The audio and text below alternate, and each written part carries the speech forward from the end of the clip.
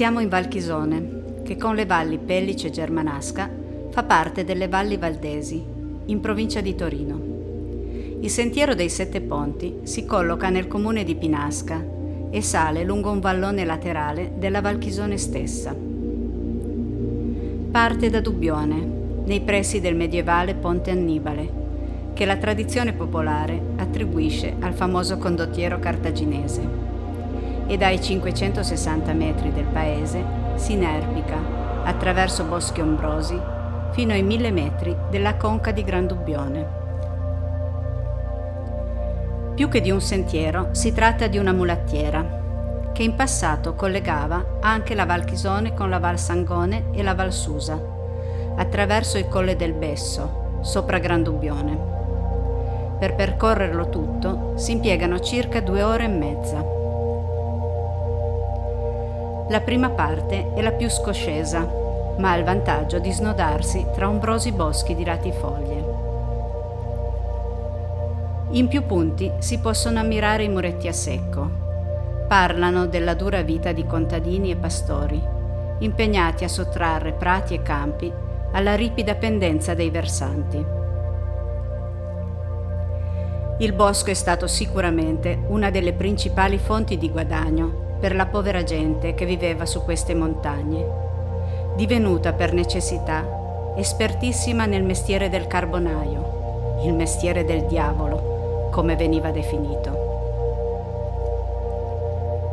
Si arriva così alla borgata di Tagliaretto. Sull'ingresso del cimitero è dipinta un'ammonizione che rammenta in modo inequivocabile la caducità della vita. Oggi a me, domani a te. Qui si possono ammirare numerose meridiane, opera di un appassionato custode della borgata stessa.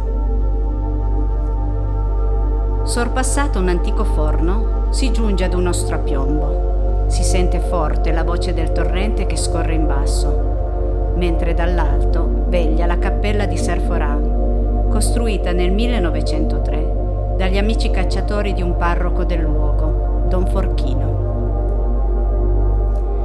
Finalmente ci si avvicina al Rio Gran Dubbione e ai famosi Sette Ponti. Da qui in avanti il sentiero si incassa in una gola e zigzaga ora sulla destra orografica, ora sulla sinistra. I Sette Ponti seguono il sinuoso inerpicarsi del cammino.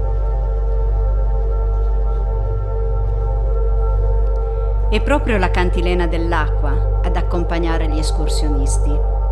Tra i massi di pietra si aprono i tumpi limpidissimi, che a seconda della profondità assumono cromie sempre differenti. Ma l'impeto delle acque ha più volte travolto i ponti e alla fine il CAI locale, col supporto del comune, ha deciso di ricostruirne 2 come ponti tibetani. Camminando si sfiorano pareti verticali, un tempo sfruttate come cave di pietra e ora come palestre di arrampicata. Sotto una di queste si trova una deviazione che sale fino a una balma, in posizione panoramica, detta la Glesa di Barbet. Col termine Barbet si indica la minoranza valdese insediatasi in questi luoghi a partire dal Medioevo e soprattutto dopo le terribili persecuzioni dei secoli successivi. Anche la resistenza qui fu molto attiva. La stessa Balma accolse e nascose i comandanti partigiani locali, col fattivo aiuto dell'allora parroco Don Bessone e della popolazione. Molti episodi legati alla resistenza hanno visto come teatro il vallone. Qui furono ad esempio catturati i 12 giovani della banda della Cattolica, poi fucilati a fondovalle. Infine, la mulattiera, incassata tra 2 muretti a secco, si apre sul suggestivo abitato di Gran Dubbione, tutto da scoprire, con le alte cime che gli fanno da corona. Col toponimo Gran Dubbione viene in realtà indicato un insieme di borgate che si collocano in una conca divisa a metà da una collina morenica. Proprio sulla collina si trova la borgata di Serre Moretto, che che con la chiesa, il cimitero, la scuola e il negozio di alimentari rappresentava il centro dell'abitato.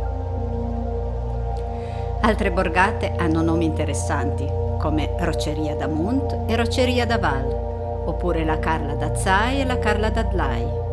Qui la lingua parlata era il patois, una lingua franco-provenzale.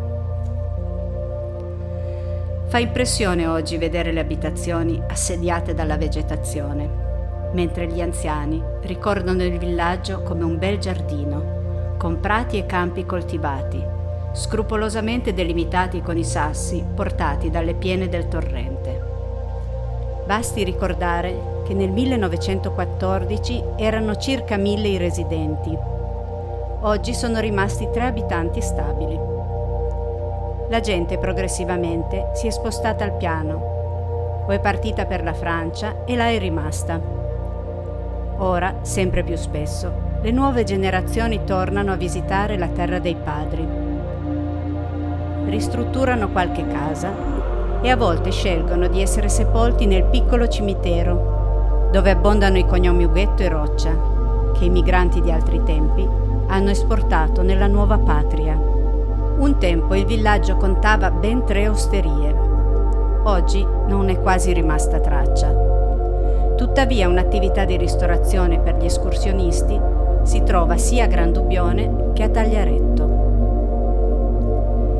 Ai piedi della catena montuosa che culmina nel Monte Aquila si adagiano le ultime case in pietra e legno. E per apprezzare appieno questo sentiero bisogna proprio immaginare le storie impresse nelle pietre di questa terra, dura e bellissima allo stesso tempo. Storie che scorrono veloci come l'acqua del Rio, impetuosa e limpidissima. Racconti di fatiche e privazioni, ma anche di grande solidarietà e coraggio. Ora sulla borgata aleggiano solo più i framassun, personaggi fantastici e dispettosi, a volte crudeli, che nell'immaginario popolare ne facevano di tutti i colori ai poveri montanari.